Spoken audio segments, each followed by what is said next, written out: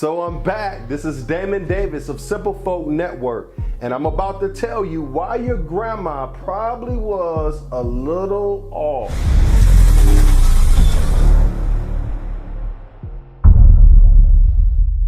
So at some point in time, it's likely that grandma, mama, Uncle Eddie, somebody said to you, hey boy or girl, don't you question God. And you went around for the next 15 years or so quoting him, not realizing that that was not the most accurate information. The Bible is filled with examples of people questioning God and actually getting an answer. But I must say, there was some truth to what Uncle Eddie was telling you. So in Luke chapter 1 is the story of Zacharias, and he's the father of John the Baptist, and he questions God about how they're going to give birth to John, and they're so old. And so that question did not work out that well for him, because he ended up being unable to speak for the next 9 months. And I'm sure there's a few wives watching this video right now that wouldn't mind that happening to their husbands for the next 9 days. But that's another story for another video. But anyway, that is a clear example of somebody questioning God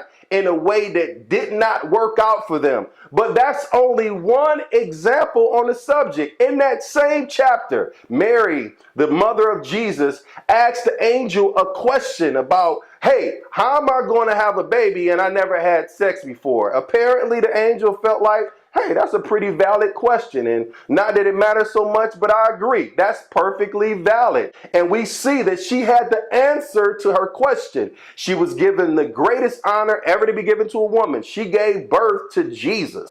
So questioning God can be a good thing. It's favorably demonstrated throughout the entirety of the Bible. And just like a whole lot of other subjects of the Bible, it has less to do with the action itself and more to do with the motivation behind it. Are you questioning God because you're a cynic and you don't agree and you already made up in your mind you don't believe?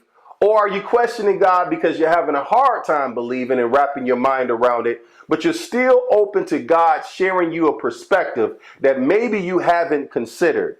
So yes, it is okay to question God.